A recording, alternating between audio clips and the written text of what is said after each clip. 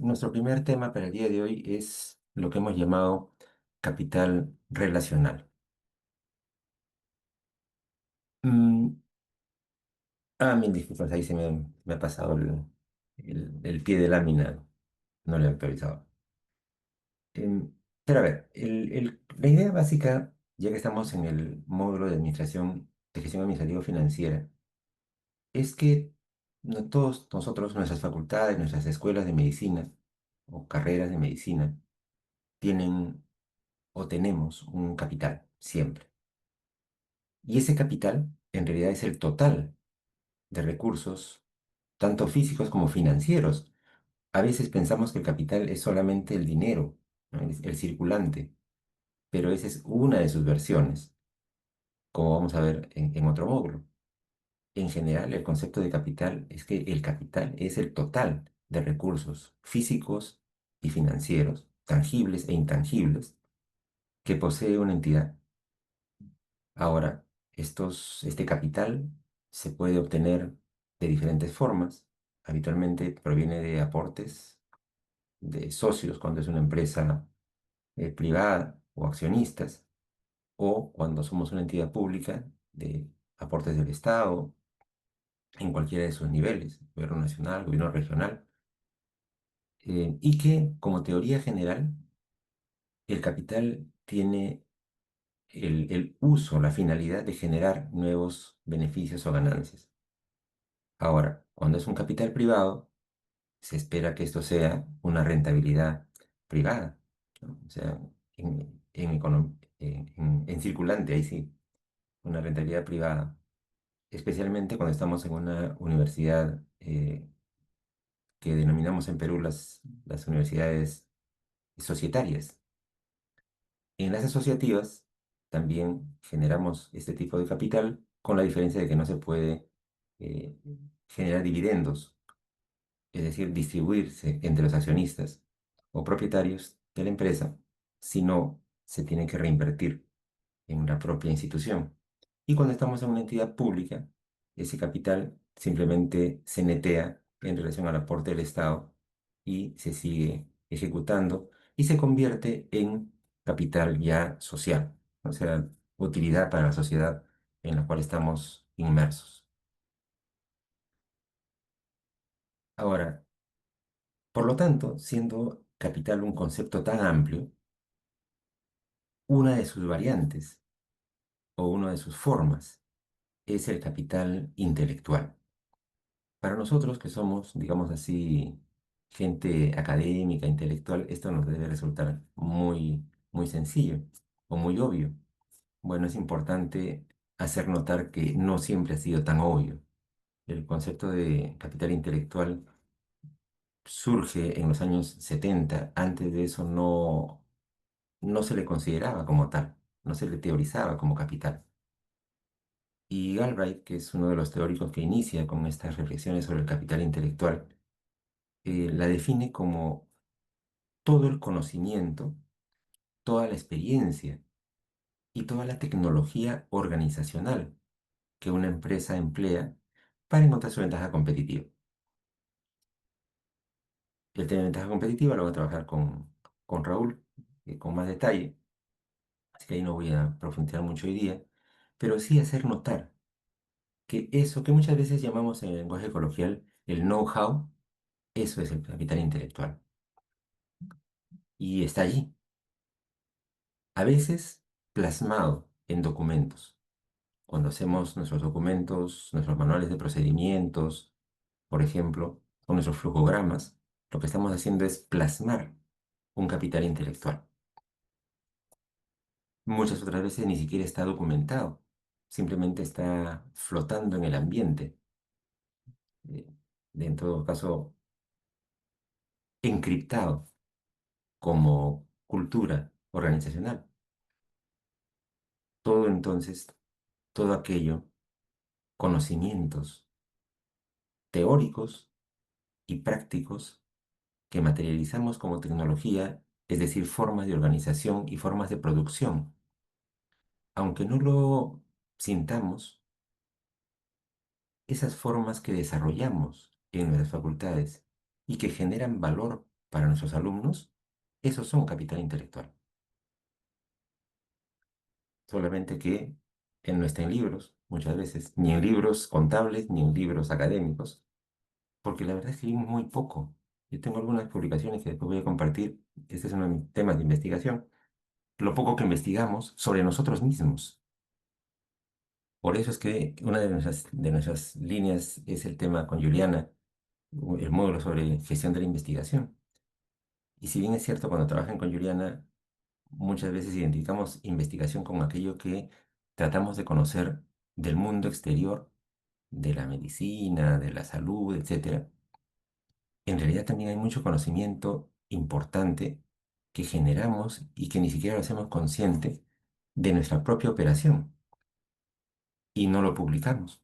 Entonces, las investigaciones sobre educación médica son un tema muy poco trabajado por nosotros, pero que sin embargo a nivel internacional es un campo propio de investigación y eso es lo que uno ve en los congresos de educación médica, en las jornadas de educación médica, en las revistas de educación médica, etcétera. Eso es capital intelectual generado por nosotros o generable, que se puede poner en valor por nosotros mismos y que es más valioso en la medida en que genera valor, valga la redundancia, para alguno de nuestros eh, clientes o usuarios, ya sean nuestros alumnos o las entidades con las cuales nos vinculamos. Ahora bien, em, este, este capital intelectual tiene a su vez varios componentes, como lo he mencionado. Un componente importante del capital intelectual que todas nuestras facultades tienen es el capital humano. Y no me refiero allí a los recursos humanos que vamos a verlos en otro módulo, perdón, en otra unidad, en la siguiente semana, solamente como tales, o sea, como los docentes que tengo para programarlos en las clases, sino el conocimiento tácito que esos docentes tienen dentro de sí. Ese conocimiento que se ha ido generando a lo largo de los años de experiencia de nuestros profesores, que muchas veces ellos mismos tampoco lo tienen en valor. Quizá parte de ello se nota en los currículum o en los currícula vitae, y que es razón de que muchos de nuestros docentes de mayor experiencia se hagan apetitosos para otras facultades y eventualmente partan o compartan su tiempo.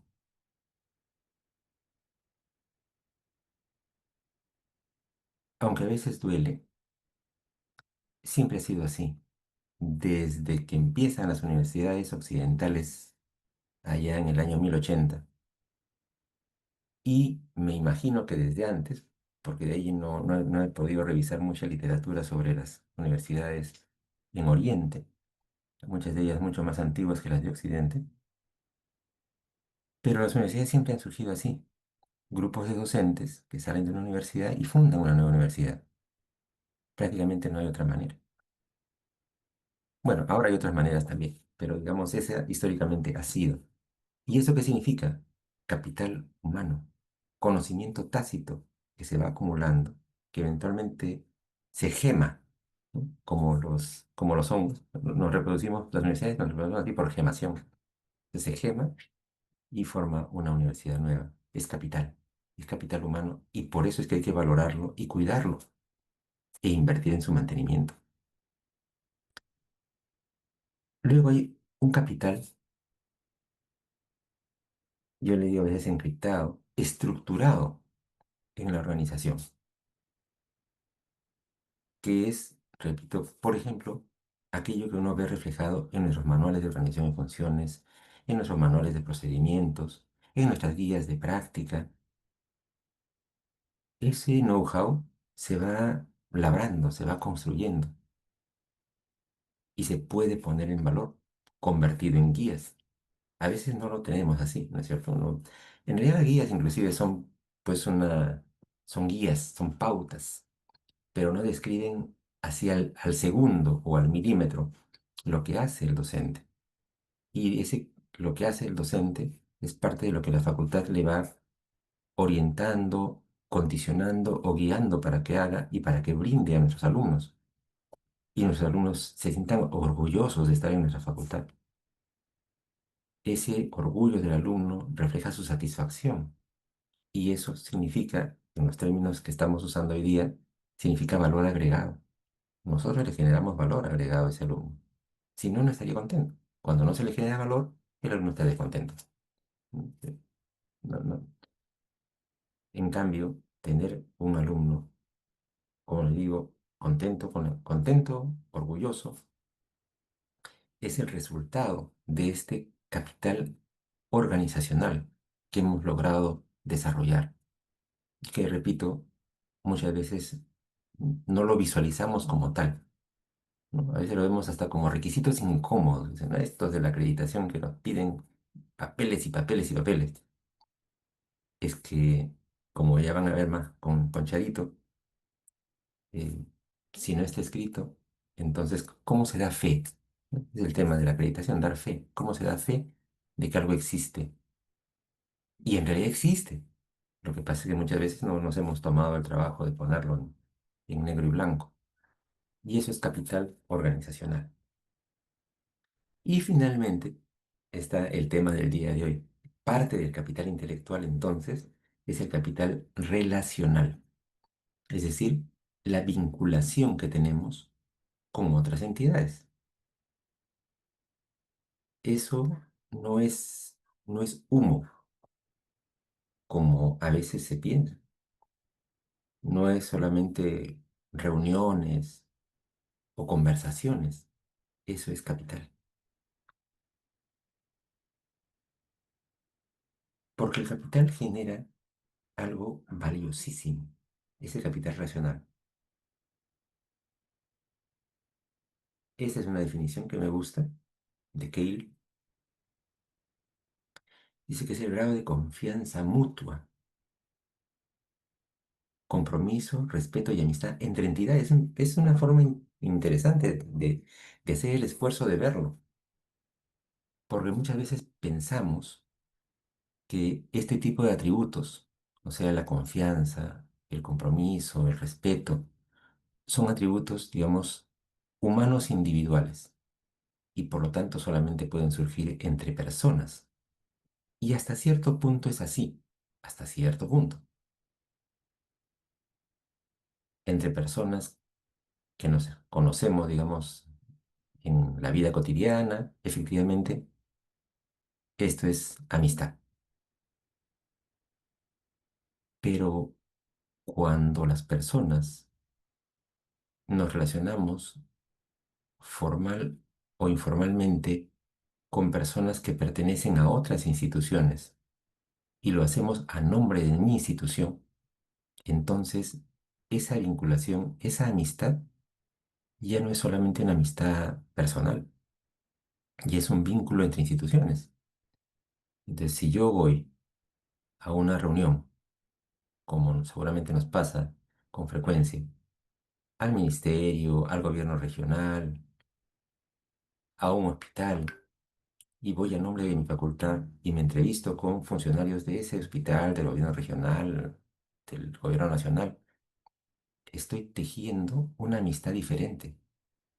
En parte tiene que ver con un tema personal, ¿no?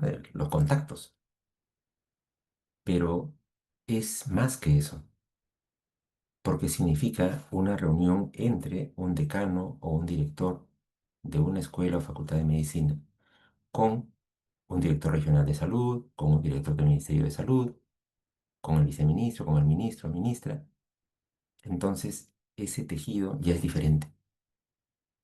Ese es un tejido en el cual se dice, tal facultad tiene una vinculación con el gobierno regional o con el despacho o con el hospital.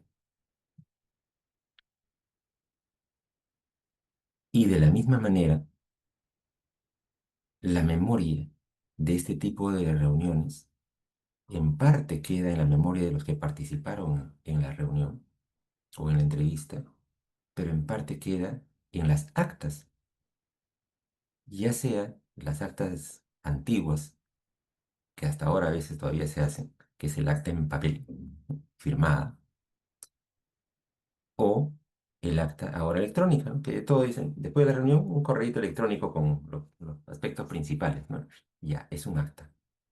Eso es poner en blanco y negro, no solamente que estén las circunvoluciones, sino en algún archivo electrónico, o las fotografías, ¿no? Que dejan la evidencia, como dicen ahora, todo, ¿no? La evidencia de que hemos tenido esa reunión, de que hay un compromiso. Y cuando los acuerdos, los pactos se cumplen, entonces eso va marcando también una memoria institucional.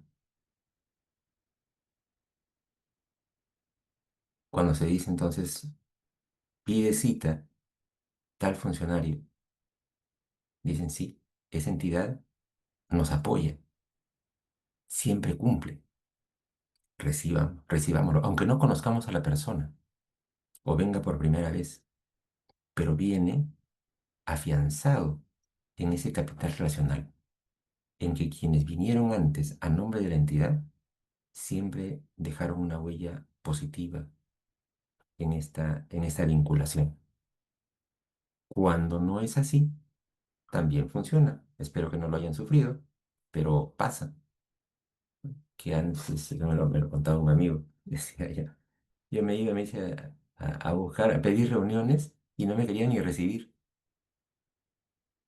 porque decían, no, si esa es una entidad que nunca cumple. Antes han venido, han ofrecido muchas cosas, nunca han cumplido lo que ofrecían. Entonces simplemente eso también queda. Entonces el capital relacional se va construyendo, se va fortaleciendo o se va deteriorando y va haciendo realidad este canalito de confianza basada en el cumplimiento de compromisos. Y esto no es poca cosa. Francis Fukuyama, seguramente ustedes muchos lo conocen, es un teórico neoliberal muy conocido, ¿no? Pero al margen de su neoliberalidad, es un teórico importante con una visión global. Y él tiene un libro que se llama Trust, ya, confianza. Y él analiza a nivel ya, digamos, de los gobiernos de los países la importancia de la confianza para labrar relaciones positivas entre naciones y entre instituciones al interior de las naciones. Y esa confianza, él lo recoge en su libro, eh, es la convicción de que lo que una entidad dice se va a cumplir. Eso es lo que genera capital relacional fuerte, lo que acumula en el capital relacional, cumplir las obligaciones. Y por lo tanto, si uno no va a cumplir o no va a poder cumplir, es mejor no comprometerse o comprometerse de manera acotada. Y no hablo solamente de los convenios, por ejemplo, ¿no? Que es una de las formas de materialización, o de las famosas contraprestaciones, sobre las cuales yo tengo un concepto ya bien formado y que vamos a dialogar también más adelante. Pero hablo del cumplimiento más general de obligaciones. Y finalmente del compromiso. Un compromiso, eso lo decía Abraham Lincoln, el compromiso es lo que transforma una promesa en una realidad. Si no hay compromiso, si no hay firmeza con lo que uno ha establecido, ofrecido, entonces no va a haber una relación duradera entre instituciones.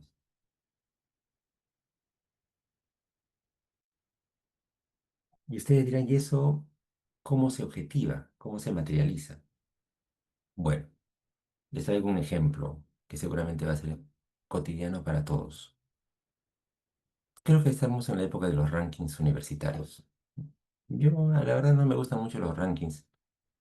Los rankings, suelen ser muy valorados por lo que aparece en el ranking y, y menospreciados por lo que no aparecen. Pero Más que el tema de si uno aparece o no aparece o en qué puesto aparece, yo quisiera hacer una reflexión con ustedes ahora sobre lo que significa el hecho mismo del ranking o de cómo se están generando los rankings universitarios, que hay muchos. Ese es uno de los yo conocido, el QS. Y este es el ranking de universidades mundial. Los 10 primeros puestos, ¿no? Que con algunas variaciones, como ustedes ven ahí, el ranking, este es el ranking ya que ya salió en la segunda mitad del año, ya sale del año siguiente. Es el ranking 2026. Entonces, ahí vemos el ranking de este año entonces, ¿no? O del año 2026, los 10 primeros puestos. Y vemos que básicamente son los mismos del año anterior, con algunas pequeñas variantes, ¿no? Es los finalistas de siempre en la Copa del Mundo. Y allí, como vemos, de estos 10 4 son estadounidenses, 3 4 también son británicos, y empate 4-4 de Reino Unido con Estados Unidos, hay un suizo y hay un asiático, ¿no? Singapur.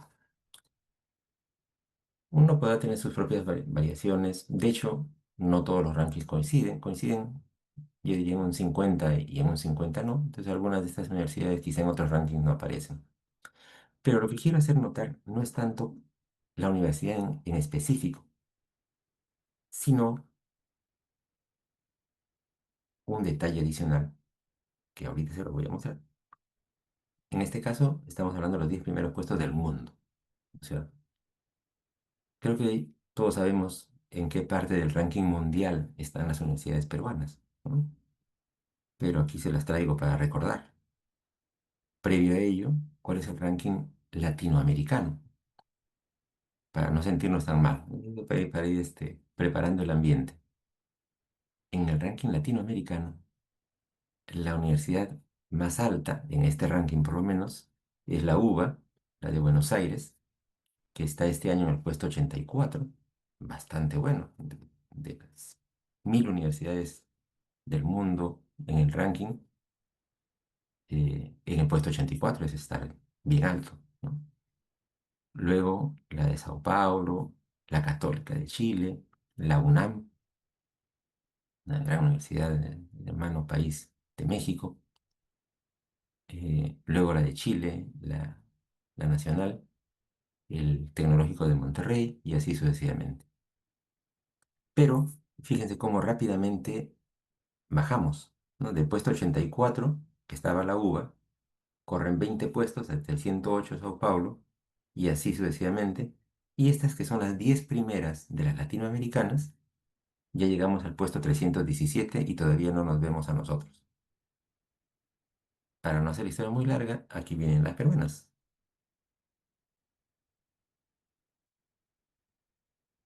La más alta en el ranking es la Católica, la Pontificia Unidad, Universidad Católica del Perú, en el puesto 345. Eh, Segundo viene San Marcos, pero San Marcos ya no está en un puesto específico, si ustedes se fijan, ya está en un tramo, ¿no? Porque ya hay empate múltiple. Está entre los 950 y los 1000, ¿no? Ahí está, podría estar en el 1000 entonces, ¿no? La universidad número 1000 sería San Marcos. Y la 1001 Cayetano, o la 1200 entre 1000 y 1200 del ranking mundial. De este ranking, porque hay otros rankings donde está al revés, ¿no es cierto? Y ahí he resaltado en verdecito a las que tienen facultades de medicina. Este ranking no es de facultades de medicina, es un ranking de universidades. Pero de esas universidades mencionadas, hay de esas 10 5 tienen facultad de medicina que están resaltadas ahí en verde, con sus respectivas ubicaciones de tramo, como les digo, ¿no? De 950 a 1000, de 1000 a 1200, de 1200 a 1400, de 1200 a 1400 también la UPC con la científica y de 1400 para allá la UTEC. Repito, no estoy hablando de la facultad, porque esto no es hablando de facultades, sino de la universidad, pero en la cual Estoy subrayando las que tienen facultad de medicina. ¿Y por qué es? ¿Por qué lo hago así? Porque, aunque resulte obvio, pero hay que decirlo, lo que nosotros podamos hacer o lo que no podamos hacer o lo que nos lleven a hacer, en parte depende de la política de la facultad, ¿no? Del decano, de los directivos de la facultad y de la escuela, pero en gran parte depende también de lo que planteen en el nivel ya universitario, en el rectorado, vicerrectorados, y de la política global de la universidad, y en la cual nos enmarcamos. Porque finalmente, como digo, a veces hay cosas que surgen de la facultad y la facultad tiene que estar defendiendo, ir al rectorado, al consejo universitario, defender aquí, gestionar para que algo salga. A veces. Otras veces no hay que hacer eso.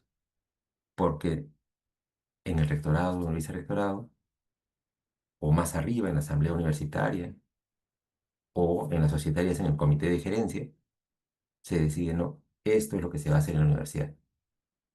Despliéguese. Y ahí nosotros también salimos.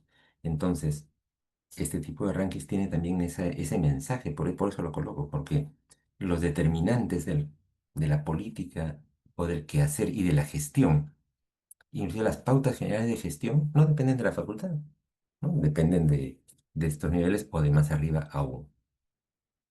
Entonces, esa es la foto de ese ranking. Pero ¿y por qué lo traje finalmente? Ah, por lo siguiente.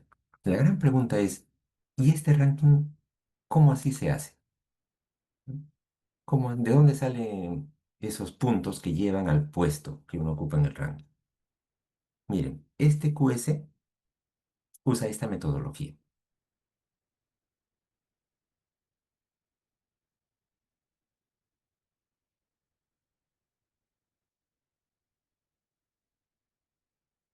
Primer puesto, o sea, primer criterio es investigación. Uno dice, ah, investigación, importante. 50% del puntaje es investigación. Pero ese 50%, a su vez, ¿de dónde sale?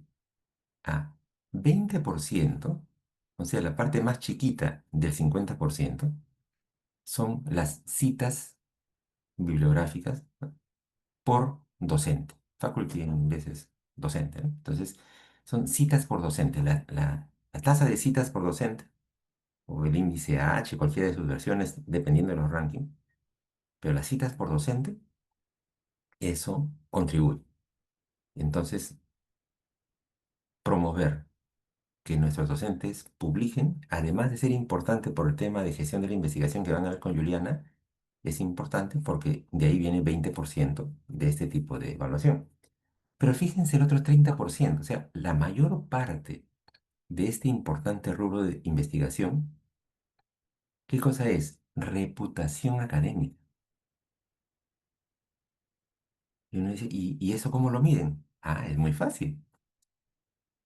Lo que hace QS es distribuir unas encuestas a, digamos así, líderes de opinión de sus bases de datos y les preguntan, para usted, ¿cuál es la universidad en su país que más investiga o que hace investigaciones más importantes? Y el experto dice, yo creo que está en la universidad. Y ya está. Eso, eso es capital relacional. Es confianza en el propio mundo académico, entre los pares, que si a ustedes le preguntan, ¿cuál cree usted que es la mejor facultad o donde más se investiga o donde mejor se investiga en su especialidad? Y ustedes dicen, ah, ya, es esta. Algunos dirán, bueno, pero eso es bien subjetivo, pues es feeling. Efectivamente es feeling. Pero ese feeling, cuando se pregunta a uno y a otro y a otro y coinciden, eso es lo que hace reputación académica. ¿Cuál es la imagen que tenemos nuestras facultades y carreras en otros docentes? Por eso lo traía. Porque el tema entonces, para que estos rankings, para que aparezcamos en estos rankings, el tema no solamente es nosotros sentirnos orgullosos entre nosotros, qué bien que hacemos las cosas. No. es cómo genero una imagen positiva fuera de la facultad, acerca de lo que hacemos, de cómo enseñamos, de lo que investigamos o de cómo lo investigamos. Reputación académica. Ese es el 50%, investigación. El 20% es empleabilidad, importante. Otros en ranking no prestan mucha atención. El QS le presta atención a empleabilidad. Y a su vez, ¿cómo se materializa la empleabilidad? De ese 20%, fíjense, 15, hay un 5% que son resultados de empleabilidad. Tasa de alumnos que consiguen un empleo dentro de los 6 meses o un año de haber terminado la carrera en su universidad. Eso es número duro. Pero el otro 15% es ¿qué? Reputación. ¿Y cómo se materializa? Pregúntenle ustedes, los médicos, a su juicio, usted como empleador, y esa pregunta ya no va al mundo académico, pues, va a los empleadores, le preguntan a los ministerios, o sea, a los directivos de ministerios, de clínicas, les llega su encuesta. Dicen, a su juicio, señor, usted que es funcionario, gestor de alto nivel, dígame usted si contrataría o no de estas universidades, de cuáles, a cuál preferiría usted contratar, a qué egresado. Eso es reputación desde la perspectiva del empleador. Nuevamente, capital relacional, imagen de nosotros, vista por otros. Y al final, una moraleja importante es esa, que lo importante de la imagen es que no está en nosotros. Nuestra imagen es la imagen que tienen de nosotros otras personas.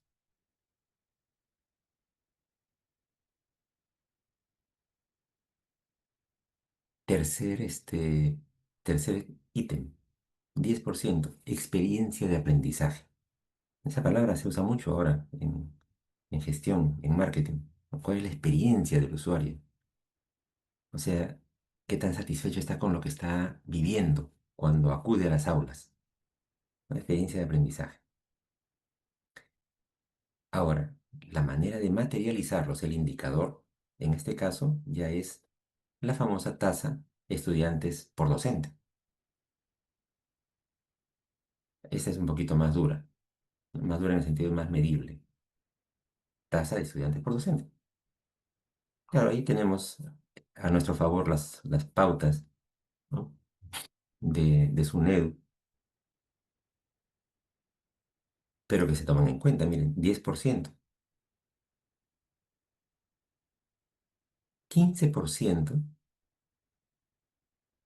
es lo que llaman compromiso global. Ese es un tema interesante. Es, no, no dice textual, pero el concepto es lo que llamamos también nosotros la internacionalización. ¿Qué tan internacionales somos? Ahora, ser internacional no es, obviamente, o solamente declarar, sí, somos una facultad global, ¿no? O nos preocupamos por los problemas de salud planetarios. No, eso tiene, miren los indicadores. 5% porcentaje de docentes que son internacionales.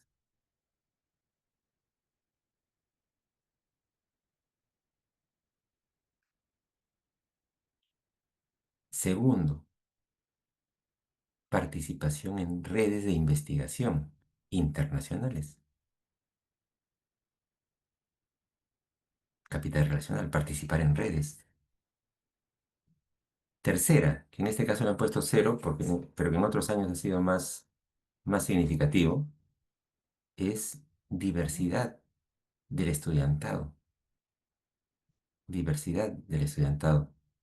Y lo que está quedando ahora con 5% es porcentaje de estudiantes internacionales. Ya tenemos movilidad estudiantil, Y fíjense que aquí no es movilidad de salida, o sea, no es porque muchos de nosotros decimos, sí, tenemos mucha movilidad porque nuestros estudiantes se van a otros países, tenemos convenios y se van. Eso está muy bien, pero lo que te cuenta acá no es los que se van, sino los que vienen.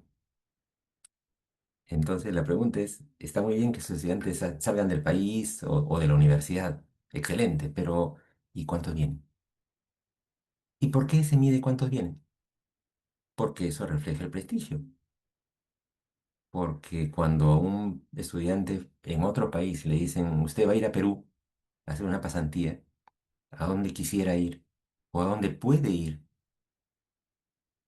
entonces va a decir la facultad tal.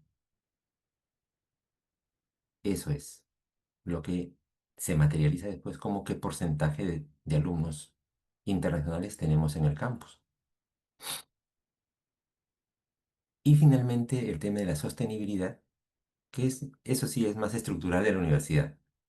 O sea, eh, qué tanto apostamos por economía circular, ¿no? Hacemos reciclamiento de residuos, usamos, estamos en política cero papel, ese tipo de cosas van en sostenibilidad. Pero entonces, ahora, si bien es cierto, cuando uno lo ve por la izquierda, ve 5 criterios, veámoslo por la derecha. Fíjense, reputación académica, 30%, reputación. Reputación en empleadores, 15%, allá va 45%. Em, compromiso global, sobre todo el tema de que vengan estudiantes, 5%, 50%. En otras palabras, la mitad, la mitad del puntaje que nos lleva a estos famosos rankings es capital relacional, imagen, prestigio. ¿Qué opinan de nosotros? Eso es la mitad del puntaje. Entonces, no es poca cosa. Y eso lo han entendido muy bien aquellos, porque ustedes, ¿y estas universidades cómo subieron así rapidito? Ah, porque entendieron la lógica del indicador y dijeron, si queremos subir, esto tenemos que hacer. Y subimos. Y se logra. Se materializa.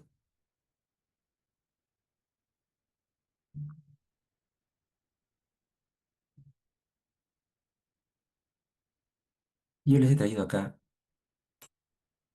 para más detalle, ya las cifras.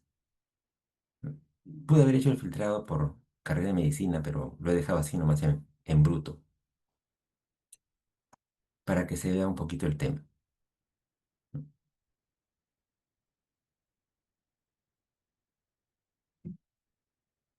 Aquí está, más o menos el puntaje que cada uno va. Esto es el puntaje de reputación. Ah, esas letritas de acá adelante son las de arriba, ¿no? Academic Reputation, AR, Employer Reputation, ER, etcétera. Entonces, aquí están un poco los scores. Como esto va a estar en el aula virtual, ya cada quien puede repasarlo y sacar sus propias conclusiones. Y esto es el tipo de encuestas que llegan. Este es otro ranking, el THE, Times Higher Education, que llegamos, en este caso, a mí me llega, por ejemplo, el THE, el QS no me entrevista, pero así es, cada quien tiene, por eso le digo, cada una tiene su propia base de datos y sus criterios que van variando, pero así es como lo hacen, ¿no? Ahí está el Reputation Survey, ¿no? La encuesta sobre reputación. Y aquí es que le van preguntando a cada uno usted qué opina, ¿no? Por quién vota, etcétera, y de aquí se va armando el, el el ranking global. Eso, entonces, ¿a qué nos lleva? A la comprensión de que en donde estamos, en donde existimos, en donde estamos operando, en nuestra ciudad, en nuestra región, en nuestro país, tenemos que tener muy claro y poner en blanco y negro quiénes son los actores con los cuales nos relacionamos. quiénes son los que van a desarrollar o desarrollan una imagen de nosotros. Una forma de llamarle es los interesados. No es porque estén interesados, no, no es que sean interesados, sino porque tienen intereses de algún tipo en nosotros. Entonces tenemos que tener nuestro mapa, ¿no? ¿Quiénes son los interesados o los interesables en todo caso? Porque la relación de interés, para que sea sólida y fructífera, tiene que ser bilateral y bidireccional. Entonces ellos estarán interesados en nosotros y nosotros en ellos. Que sería un interés mutuo. Y yo le voy a dar acá una muestra de quiénes podrían ser algunos de esos interesados. Y naturalmente cada uno de ustedes podrá decir, tengo otros interesados que no son estos también.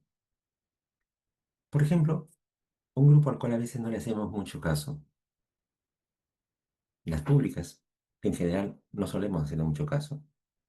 Yo fui parte, durante 10 años, eh, presidí el comité de acreditación de PEFAM.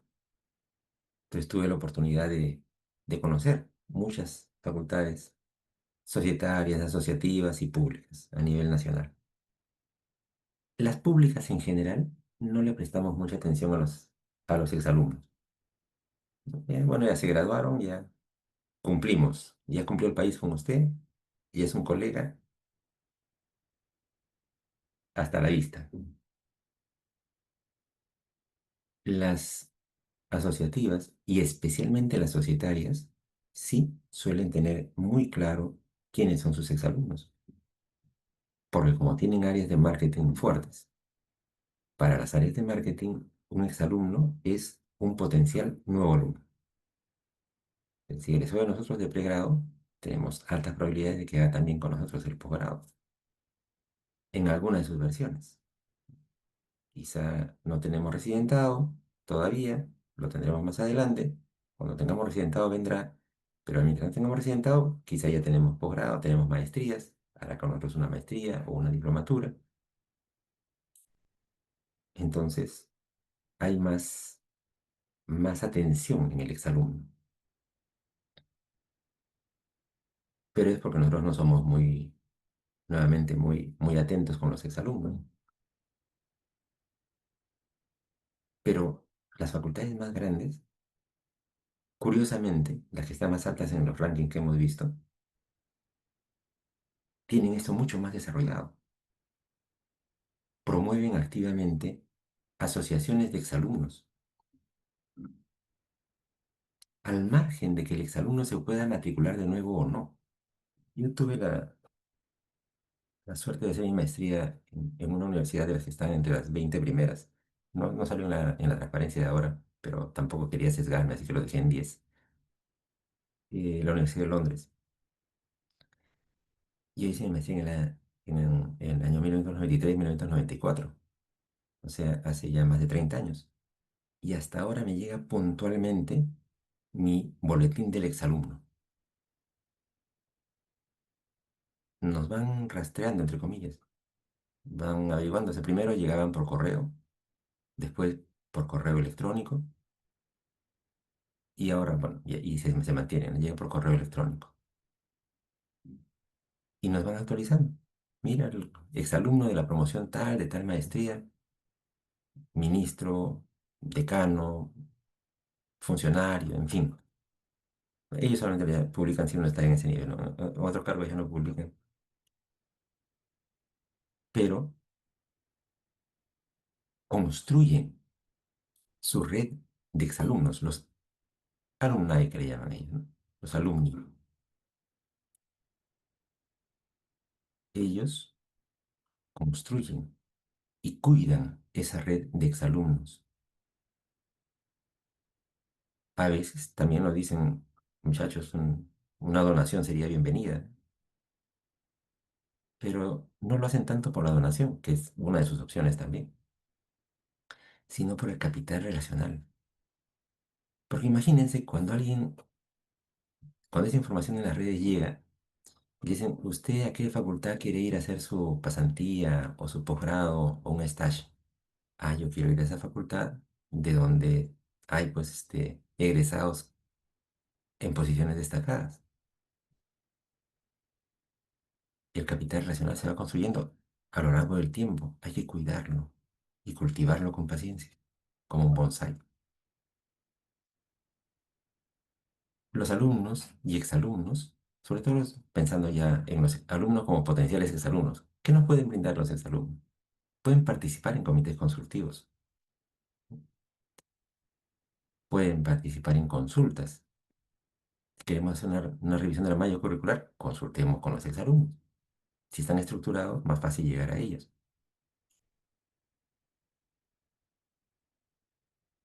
¿Qué les podemos ofrecer? Educación continua. Muchas universidades les ofrecen facilidades, no te digo gratuito, pero digamos precios especiales para los exalumnos. O eventualmente actividades gratuitas, porque son exalumnos. Lo que se llama en el mundo comercial el servicio postventa. Nosotros en las facultades tenemos muy poco desarrollado el concepto de postventa. O sea, postventa significa no el que ya se matriculó, no, es el que ya se graduó. Que ya le vendimos lo que le ofrecimos en su momento, o sea, darle su título profesional. Ya no está con nosotros. Bueno, pero estuvo con nosotros. Hay que apreciar eso y hay que hacerle sentir que lo apreciamos. Le podríamos ofrecer con un costo marginal mínimo educación continua, especialmente ahora en la época de los webinarios. Ponerlos al tanto. Mira, la facultad está haciendo un webinario. Puede participar. Les podemos brindar educación continua o asistencia técnica. En la pandemia esto floreció. Varias facultades hicieron sistemas de apoyo a los serumistas, por ejemplo. Es un bonito ejemplo, que lamentablemente no, en muchos casos pasó la pandemia y también pasó la iniciativa, pero se demostró que se podría hacer una buena asistencia técnica a nuestros egresados, que a veces están en situaciones que requieren apoyo más allá de su graduación, o simplemente espacios de encuentro, una oficina, un espacio bonito. Decir, ¿saben qué? Esta es la oficina del exalumno. Llega un exalumno, pase por acá, tome asiento. ¿En qué lo podemos ayudar? Que el exalumno se sienta acogido. No requeriría mucha inversión.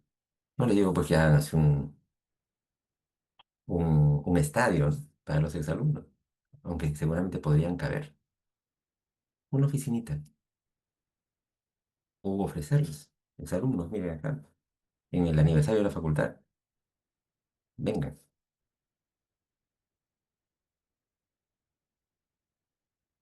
Otro grupo de interesados importante es el personal de la universidad. Muchas veces no les hacemos mucho caso, ¿no? Pues son personas, total, si están trabajando, para eso se les paga, para que trabajen. Mala frase. Eso de para eso se les paga es una mala frase. El personal de la universidad es un interesado, un stakeholder. Le interesa lo que hacemos y a nosotros nos interesa, porque en la medida en que el personal esté contento, eso se va a reflejar en buen servicio para el alumno. Y ese alumno contento se va a reflejar en reputation, capital relacional, personal contento.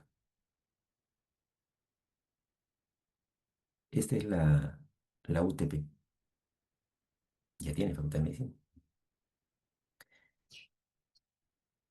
Y la UTP, hay otro ranking, ¿no? Ya no el QS ni el TIHE, hay un sistema de puntuación que le llaman el Great Place to Work, ¿no? Es el gran lugar para trabajar. Usted dirá, no, pero ese es uno paga. No, uno paga para que lo evalúen. Se contrata la evaluación, se paga. Pero no es que pagues para que te pongan en el ranking. Para que te pongan en el ranking si tienes que estar ya, haber pasado la evaluación, pues, ¿no? Entonces, no todos lo tenemos, no todos lo hacemos, seguramente no todos lo haremos. No les estoy diciendo, no estoy haciendo propaganda por si acaso, para que hagan todo su GTPH. el GPT-W, TW, sino para captar el concepto de, de clima organizacional. Hay instrumentos, se puede medir y se puede cultivar. Es importante. Trabajadores contentos, alumnos contentos, reputation. Y esto es, por ejemplo, a lo que yo me refiero también cuando digo que son temas que son de gestión de la universidad. También se pueden hacer por facultad, pero si la universidad es la interesada, ya la facultad se beneficia como colateral, como es este caso. No es no es la escuela, que es una escuela novísima, pero es la universidad la que entra al ranking y con eso ya la universidad tiene el logo y se prestigia. Ahora, en realidad eso no me llama la atención tanto porque la UTP es parte del grupo Intercorp y yo tengo una anécdota que les voy a contar para que se hagan una idea de cómo funciona esto. Em, yo estuve, bueno, a esta altura creo que ya puedo contarla con nombres, ¿no? Porque ya ha pasado tiempo suficiente. Yo fui director nacional de certificación profesional en Cineace, hace más de 10 años o 15 años ya, sí, en 2012 por ahí. Y cuando asumí el puesto de director, hice una presentación ante el consejo directivo y hice mi análisis estratégico de cómo veía la dirección y, digamos, sus oportunidades y a partir de algunas pautas de acción. Y una de las cosas que identifiqué en mi análisis en ese momento fue que habían universidades corporativas. O sea, estoy hablando de Cineace, ¿no? Entonces, Cineace se ocupaba, al igual que SUNEDU, de las universidades, las que están abiertas al público. Pero varias empresas grandes en el país y fuera del país tienen una cosa que le llaman la universidad corporativa, que es una especie de universidad pero pensada, es una entidad académica, se le llama universidad corporativa para darle un poquito de peso y prestigio interno, porque le ofrecen a su personal cursos, ¿no? Es una universidad cerrada, digamos, es una entidad académica cerrada. Es un área de capacitación, digamos, de un buen nivel, pensada para el personal y que otorga certificaciones que te sirven para tu currículum, para avanzar en la empresa, etcétera. Entonces, eh, Interbank tenía su universidad corporativa. Me imagino que la tendrá todavía, porque estoy hablando de hace más de 15 años. Y entonces yo dije, bueno, mm, en mi análisis, el hecho de que algunas empresas tengan una universidad corporativa implica que están visualizando los procesos educativos y si es que los encuentran atractivos y rentabilizables, entonces probablemente abran su universidad al público. Y si abren su universidad al público, entonces nosotros tenemos que estar alertas para ver eh, qué posición adoptar en esos casos. Terminé mi presentación ante el directorio y pide la palabra uno de los directores. Y me dice, doctor Mendoza, interesante su presentación, pero quiero hacerle una pequeña puntualización. Yo soy el director de esa universidad corporativa. Mire, yo no sabía. Ya, moraleja, cuando dan presentaciones ante el directorio, mejor chequeen quiénes son los directores. Me dice, yo soy el director de esa universidad corporativa y le aseguro que no tenemos la intención de abrirnos al público. Ah, muchas gracias. Le dije. Es una tranquilidad. Gracias. ¿Qué más le iba a decir, no? Si eres director del directorio, yo era nomás un nuevo funcionario. Efectivamente, la universidad corporativa no se llevó a abrir al público, pero pasaron los años y el grupo Intercorp entró al negocio educativo, escolar y universitario. Y ahora tienen UTP. Entonces, me equivoqué en parte en mi análisis estratégico. todos nos podemos equivocar. Hay que compartir los errores para que los más jóvenes no los cometan. Me equivoqué en la forma, en pensar que la universidad corporativa se iba a abrir, pero no me equivoqué en el fondo. Y el fondo fue una empresa grande, identifica una beta de negocios y si la ve rentabilizable, dice, bueno, entremos a esto. ¿Por qué no? La ley nos lo permite. Hagamos. Entonces, Intercorp, como gran empresa, como grupo corporativo, que es uno de los más importantes del país, tiene muy claro que su personal tiene que ser un personal que se sienta bien tratado. Y uno de sus nuevas eh, áreas de desarrollo corporativo es la UTP. Entonces UTP entra a el Great Place to Work. ¿Qué significa esto? Reputation, capital relacional, personal contento, alumnos contentos, rentabilidad, imagen.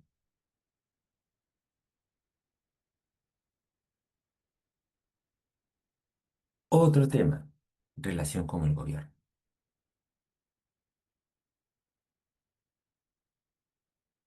Puede ser el gobierno nacional, el gobierno regional o un gobierno local en donde estemos operando. Nos tenemos y nos relacionamos con el gobierno. Como gobierno, ojo, no estoy hablando de las, los campos clínicos, ese es otro numeral. Este numeral se refiere al gobierno, o sea, que nosotros formamos profesionales de la salud, específicamente médicos, y por lo tanto, esos médicos tienen como profesionales en ejercicio que ceñirse por pautas que da la autoridad sanitaria nacional o regional. Y por lo tanto, mi formación tiene que estar tomando como referencia importante esas pautas del gobierno. ¿Por qué el gobierno? Es un tema de gobernabilidad, de gobernanza. No es un tema de uso de campos clínicos. Ese, como digo, es otro numeral. Hablo del gobierno como gobierno. Y les hago una pregunta, sí, abierta. No para que respondan ahorita, es para que la pensemos nada más. De repente, ya después, o si quieren ahí en las preguntas y respuestas. Dicho de paso, ¿qué hora es? Yo siempre digo que voy a hablar poco y al final, a ver, no, ya va siendo hora del break, ¿no? A ver, tomen su cafecito. Yo prefiero avisarles que va a haber break para asegurarme o por lo menos tener más chances de que estén ahorita ahí. A pesar de que sus cámaras están apagadas, yo pienso que ustedes no son como sus alumnos, que ponen sus cámaras y se van a tomar su café, sino que ustedes sí están presentes.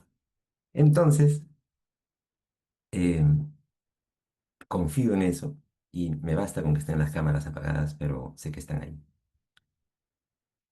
Y por eso, para que no tengan que estar yéndose y regresando, digo, ya, no, ya falta poco, paciencia, paciencia gana el cielo. De aquí va a haber pausa saludable, todos, yo el primero de ellos me iré a tomar mi rico cafecito para reavivarme. Pero entonces les decía, relación con el gobierno. Y la pregunta suelta es, todos conocen este documento, ¿no es cierto? 2020, perfil de competencias esenciales para formación de profesionales, entre ellos médicos cirujanos.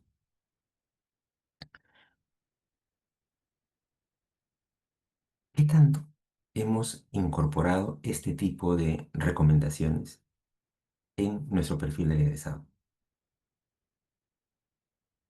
después de esta norma?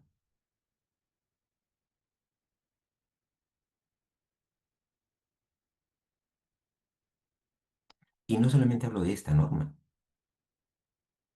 todos estamos al tanto de la normatividad prestacional. En la ley de cáncer hablan no solamente de la formación de los oncólogos, sino de que todo profesional generalista, en este caso los médicos generales, médicos cirujanos, tienen que tener una formación adecuada, competencias para el manejo adecuado, integral del paciente con cáncer. Lo mismo dice la ley de salud mental. Lo mismo dice la ley de diabetes, de protección de las personas viviendo con diabetes. La pregunta es, ¿qué tanto este tipo de pautas que da la autoridad de salud nos llevan a decir, oye, fíjate, esto hay que cumplirlo? ¿Nos llevan? Si hubiera una hipotética supervisión del INEM o del MINSA que diga, a ver, facultades de medicina, muéstrenme o demuéstrenme, o por lo menos coméntenme, quienes han cumplido la indicación de la ley que dice que los estudiantes de medicina tendrán que estar preparados para hacer una atención integral del paciente con diabetes, que cubra todos estos temas. Probablemente diremos, no, pero sí, sí, sí se forman, sí, ellos llevan su curso de endocrinología y ahí les enseñan. Listo. O sea, asumimos que se está cumpliendo, pero ¿de verdad se está cumpliendo? O sea, ¿podríamos documentar eso? O por lo menos, después de que salió una norma, hemos hecho algún tipo de actividad que diga, ¿saben qué, señores de endocrinología o del curso, en fin, que corresponde, de medicina interna? En fin, cada quien tiene su nomenclatura, ¿no?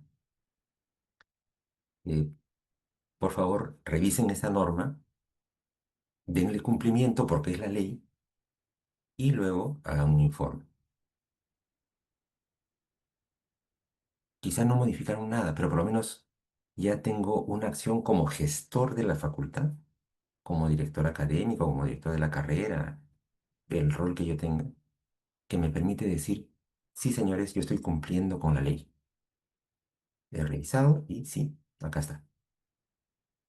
En las empresas privadas existe un área, en muchas empresas privadas, que se llama de cumplimiento normativo, sobre todo cuando son empresas grandes. ¿Por qué? Porque hay un equipo, la gerencia que dice, yo tengo que cuidar mi reputación, mi prestigio. No puedo estar teniendo sanciones o llamadas de atención. Y entonces, si la autoridad de salud me supervisa, o la autoridad de trabajo, lo pongamos en el caso de seguridad y salud en el trabajo, si la autoridad de trabajo me supervisa y me sanciona, eso para mí es negativo.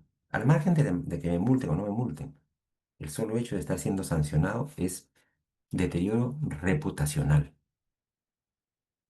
Y eso le llaman, se llama así, riesgo reputacional. El ser sancionado o una llamada de atención, eso es riesgo reputacional. Entonces hay un área que se llama de cumplimiento normativo, que lo que hace es decirle, a ver, señor tal o doctor tal, acá está esta norma, demuéstreme que le está cumpliendo. Al margen de que venga el INEM o el MINSA o la DIRESA o quien sea, es pulsión interna, pulsión. O sea, uno solito dice, no, si esta es la norma, yo tengo que cumplirla. No necesito que nadie me supervise. Un ciudadano responsable, una institución responsable cumple las normas. Eso es relación con un stakeholder importante.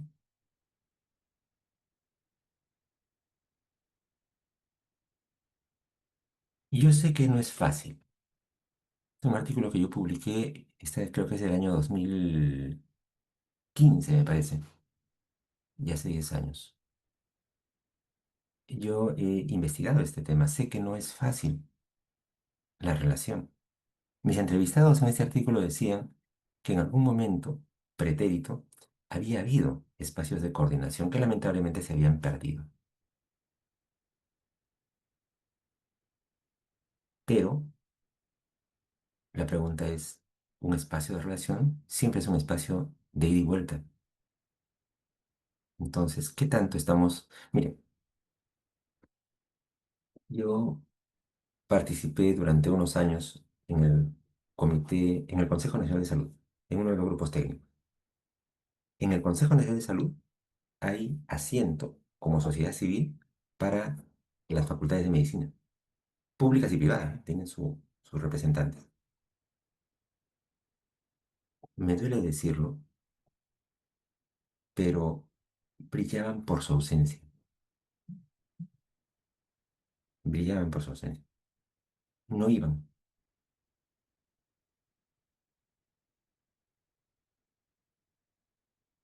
¿Cómo hacemos una buena relación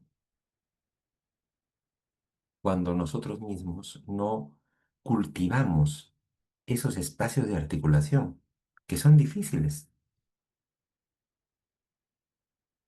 No me llamaría la atención que cualquier día algún ministro con aires de racionalizador administrativo diga, bueno, vamos a revisar la composición de las comisiones y de los comités y vamos a dejar permanentes, vamos a ratificar solamente aquellos que han estado haciendo uso, que han venido regularmente, y los que no han venido, sáquenlo de la comisión. Sería totalmente racional, técnicamente impecable, em, y nos sacarían. Te digo que nos sacarían. Entonces, ¿cómo cultivamos espacios de relación? En cada región existe, o debería existir, y yo no doy fe, ya ustedes me comentarán, el, los comités, el Corepres, ¿no? El Corereme. Y ahora, ¿no? Si somos facultades de nuestras carreras, también otros cores. Yo no sé cómo estamos ahí, si están funcionando. Ustedes miran, no, nosotros sí vamos, pero son los del gobierno regional los que nunca vienen, o acá los del MINSA los que nunca van. Puede ser, puede ser. Por eso les digo, o sea, no le, eh, una relación es siempre bidireccional, pero quien apuesta por ella tiene que apostar, estar ahí, invertir, ir, si no viene la contraparte, escribirle, invitarlo, facilitar. Realmente los espacios de articulación son complicados. Yo doy fe totalmente. Uno dice, pero, ¿y el profesor que dice, usted, profesor, va a ser nuestro representante en el comité tal? Y el colega dice, bueno, pero ¿y yo qué gano? Si esto no es parte de mi, ni siquiera está en mi carga lectiva. O sea que es así, voy porque voy, ¿no? Por el gusto de ir. ¿Y qué gano yendo? Nada, me aburro 2 horas. Ah, no voy. Yo sé que no es fácil, pero es importante.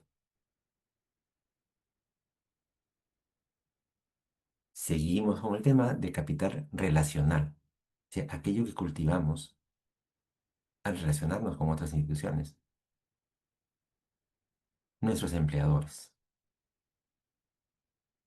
O sea, bueno, ya dependerá, uno podrá hacer su mapa.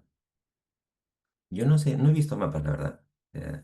Potencialmente, he visto mapas en entidades que no somos facultades, eh, de dónde están mis egresados o mis ex alumnos.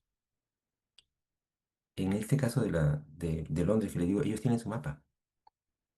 Y te dicen, mira, de mis exalumnos tanto por ciento están trabajando en tal lugar, están en el gobierno tal, y trabajan en la OMS. Claro, ellos tienen otro perfil, ¿no? Para ellos, pero sus stakeholders, para ellos, como son globales, una facultad bien internacionalizada, es qué porcentaje de sus graduados están en la OMS. Ese tipo de cosas monitorean, monitorean. O sea, OMS es su empleador, gobiernos, sus empleadores. Entonces, ¿qué tanto nos estamos relacionando con los empleadores? Nosotros los podemos invitar, podemos hacerlos parte del comité consultivo o de comités consultivos, podemos hacerles consultas directas, podemos hacerles invitaciones. Generalmente las invitaciones sí vienen, ¿no? Cuando es para un evento, una inauguración, tal, inviten al director, tal, viene. ¿Y qué les podemos brindar a los empleadores? Incorporar sus recomendaciones. Si yo invito al gerente regional de salud, porque tengo un grupo importante de mis alumnos trabajando para salud, y el gerente de salud me dice, doctor, doctora, y ustedes podrían hacer esto, a nosotros nos ayudaría, nos sería útil. Ustedes le dicen, Por supuesto, doctor, vamos a canalizarlo por acá y se va a implementar. Y de ahí le demos, ya, doctor, mire, su recomendación lo hemos implementado. Eso es afianzar capital relacional. Mencionarlos en nuestros medios de difusión. Lo que le decía que está, ¿no? Londres en su boletín. Dice, exalumnos nuestros en la OMS, exalumnos nuestros en el Banco Mundial, exalumnos nuestros en... Y así, mencionarlos. Aunque pueda parecerles irrelevante, ellos también se fijan y dirán, oye, fíjate, esta universidad de allá nos menciona, ¿no? Es más, pónganlo en la página web y vamos afianzando este vínculo. No puedo dejar de mencionar el espinoso tema de los campos clínicos. Los campos clínicos y también los campos sociosanitarios, ¿no? Tengo que agregar ahí eh, es el sesgo, todos tenemos nuestro sesgo.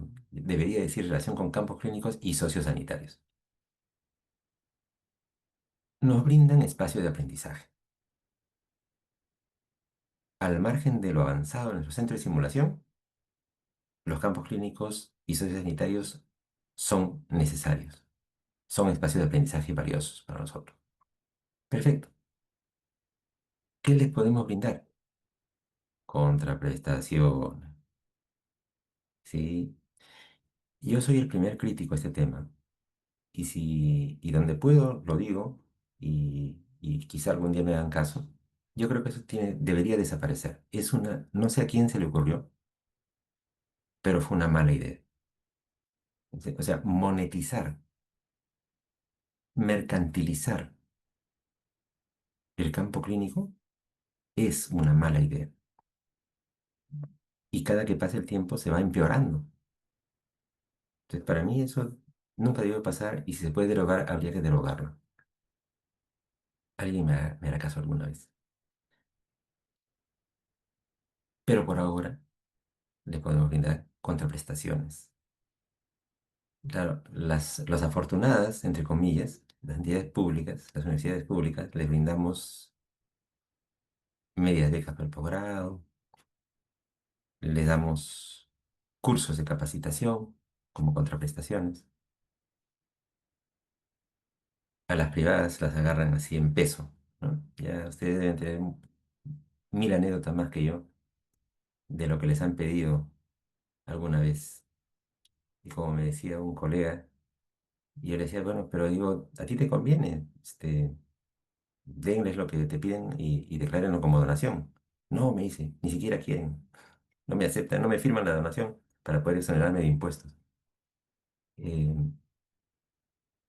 entonces, contraprestaciones es un tema complicado que yo creo que tendría que estar más regulado, ¿no?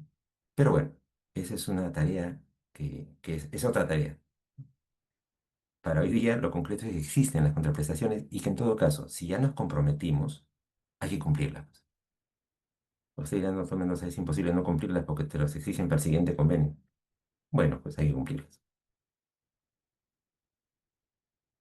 Em, pero yo creo que deberíamos, al margen de mi campaña por la derogatoria de las contraprestaciones, creo que esto hay que reemplazarlo. O sea, no se trata solamente de quitarlas, sino de ofrecerles algo mejor, algo con más valor estratégico para ambos. Y ese mejor es, por ejemplo, el concepto de hospital docente, como dicen los anglosajones del teaching hospital.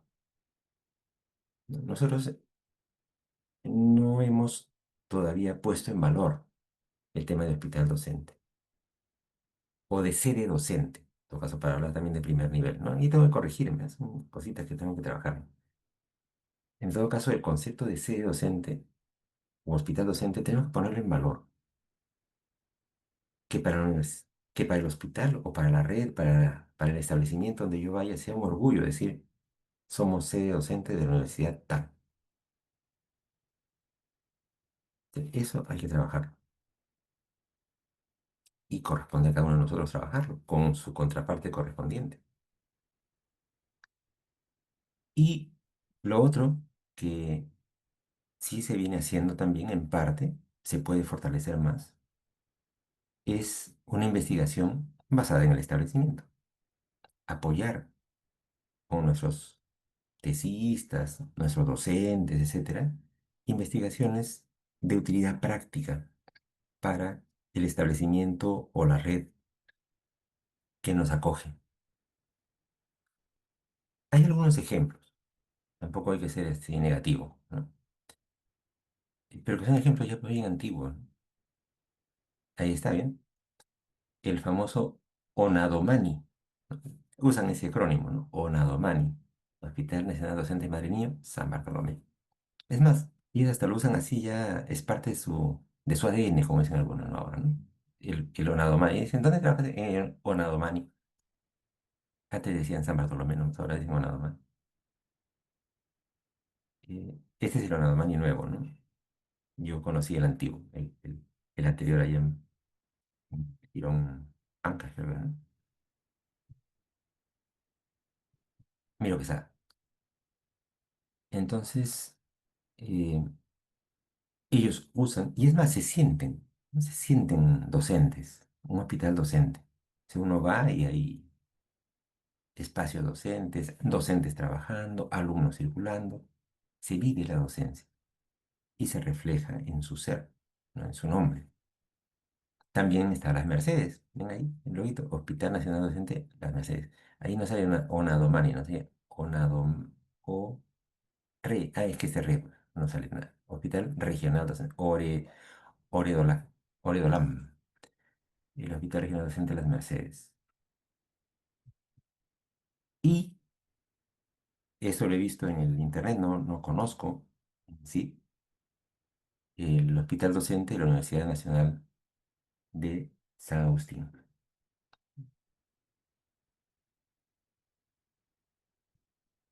Ahora, esta es una variante diferente. Es un hospital docente en el sentido de haber sido, digamos, montado por la universidad. El hacer hospitales docentes es un tema polémico. Seguramente lo podremos discutir más cuando veamos presupuestos. Pero no estoy hablando de estos todavía. Por ahora, estoy hablando en relación con IPRES de primer, segundo, tercer nivel, eh, con las cuales se trabaja el concepto de hospital docente y se implemente. Ya casi para terminar, porque ya va siendo la hora de nuestra pausa saludable y nuestro cafecito de rigor, las relaciones entre pares, las redes universitarias. Yo creo que aquí Internet ha jugado a nuestro favor. Ser parte de redes universitarias sin Internet era un esfuerzo importante que algunos hacían. Es decir, viajar para reunirse en la red, viajar, ¿no? O que vengan, ¿no? A cogerlos, recibirlos. Entonces había una inversión monetaria importante. Con Internet, ahora todos podemos ser, y de hecho seguramente somos, parte de redes internacionales en nuestras especialidades y en el área de educación médica también, eh, a un costo mínimo. Bueno, el tiempo que siempre hay que dedicarlo, pero con un costo adicional a eso, con un costo monetario cercano a cero. Y yo sé que también me dirán, no, pero no en todas partes de Internet es cierto. Ya. Ahí todavía habrá que hacer un esfuerzo a la antigua. Pero en muchas de las partes donde sí hay Internet, entonces yo no entendería que no estemos, tampoco digo en muchas redes, pero sí estemos en redes en las cuales efectivamente estemos apostando, participemos en ellas, contribuyamos, seamos sedes, anfitriones, aportemos este tema de las redes universitarias.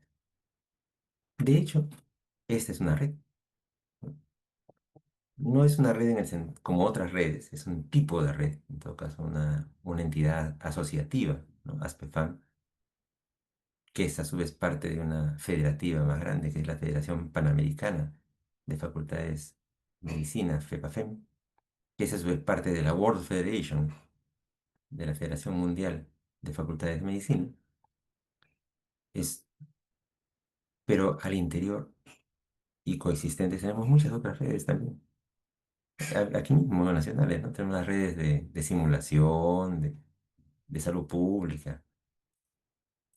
Esas hay que cultivarlas. Y, con mayor razón, las internacionales. ¿Por qué? Reputation. Ahí está la reputation. En la participación en redes. ¿Y esto en qué se concreta después? En publications. Las publications hacen la reputation. Las publicaciones internacionales esencialmente son la materialización de redes internacionales.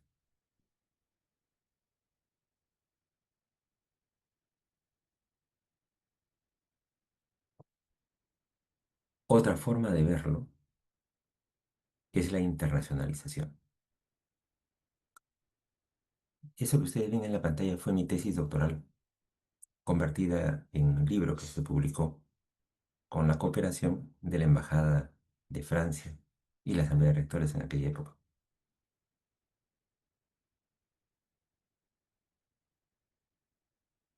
Como hemos visto al hablar de los rankings ahora, mi tesis es de 2006, entonces ha corrido mucha agua bajo el puente en los últimos 20 años,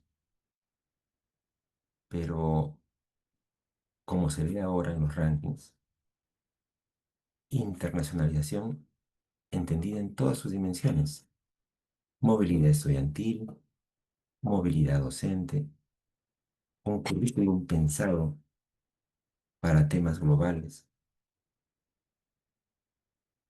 participación en redes, proyectos internacionales, grados conjuntos, mil cosas que se pueden hacer y que se están haciendo. Cultivo. Porcentaje de docentes internacionales en su campus, en su malla.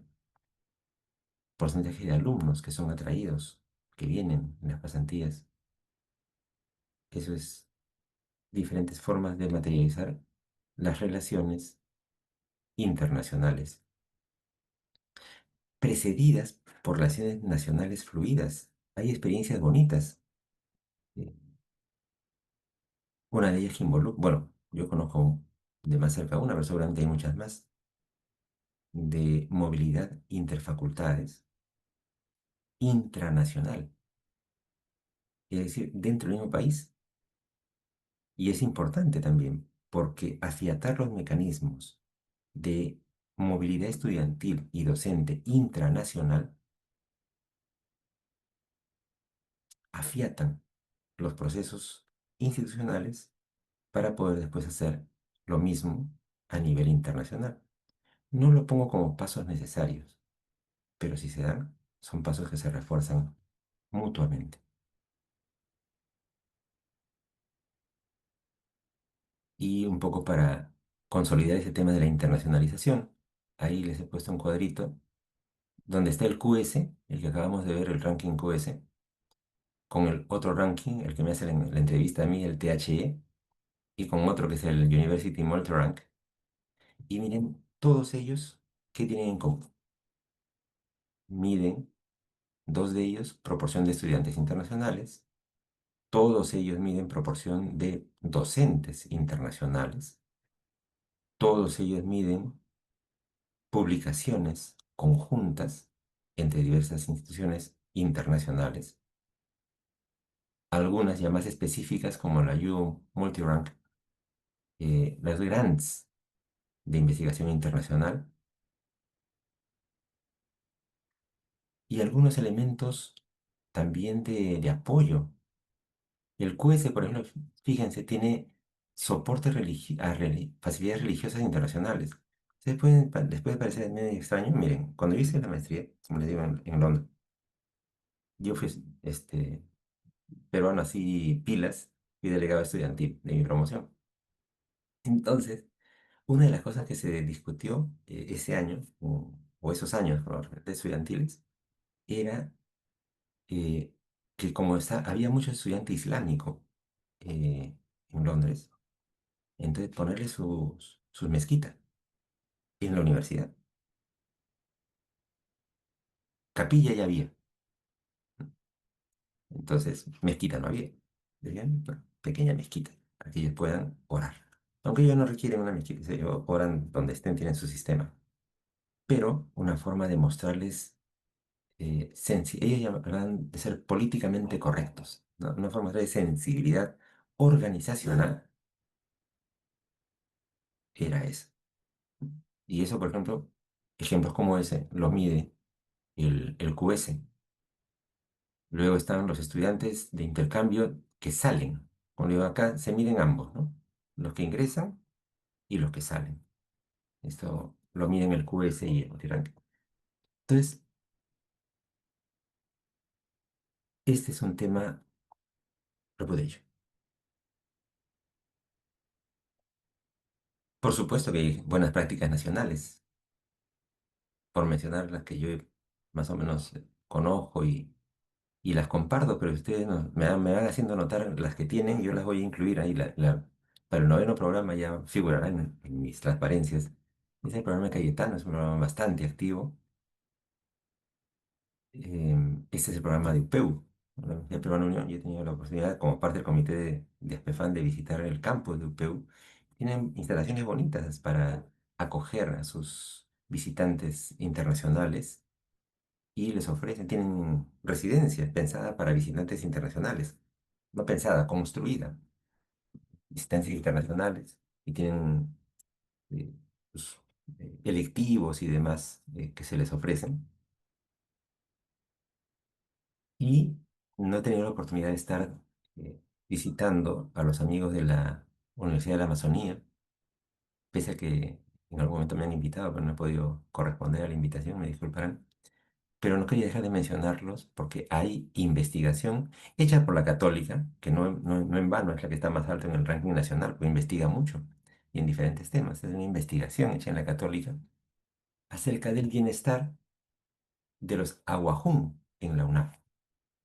Y que lo que revela el estudio es que efectivamente la universidad es sensible a las necesidades de, digamos, grupos específicos de estudiantes amazónicos. Lo hemos visto también en otras facultades, sede facultades de medicina, que tienen, por ejemplo, clubes. Hay facultades que tienen muchos estudiantes de regiones vecinas del país, entonces hacen clubes departamentales, ¿no? Apoyan la asociatividad de los alumnos. Entonces, este tipo de mecanismos que se pueden hacer nacionales, como en este caso para los Aguajú o para los clubes departamentales, afiatan la sensibilidad, el know-how del equipo docente de la facultad y administrativo de la facultad. De tal manera que también podrán hacer lo mismo con los internacionales. De repente se logra un buen contacto con islámicos, ¿no? Después, mezquitas, sus sitios de oración, o respetarles sus horas de oración. Que el campus sea sensible, respetuoso a la diversidad. Y eso hay que trabajarlo. Hay que hacer capacitaciones a los docentes, capacitaciones a los alumnos. En Londres eso era muy, muy fuerte. O sea, parte del proceso de inducción de los alumnos, el que yo viví, no les hablo de los docentes, era eso, hacernos notar que estábamos llegando a un lugar donde habían compañeros de todo el mundo y de las más diversas preferencias alimentarias, religiosas, etcétera, y que debíamos respetarnos para ser respetados. Ese tipo de, de ambiente de acogimiento al visitante es importante. Y hasta ahí vamos a llegar en la sesión del día de hoy. Esto se los voy a decir después de la pausa, entonces mejor les dejo que tomen su café tranquilitos. Previo al café, no creo que es mejor hora del café. Después del café, mejor vayan analizando sus preguntas y vamos a tener una conversación todavía, pero por tiempo vamos a respetar nuestra hora del café. No es una hora, nuestro momento del café. Son ¿A las qué hora 10 retornamos, doctor? cinco. ¿Perdón? ¿A qué hora ¿Cómo? retornamos? Vamos a darnos 15 minutos, César, por favor. 10:05 hasta las 10, 10:20. 10 y 20. Listo. Con permiso con todos.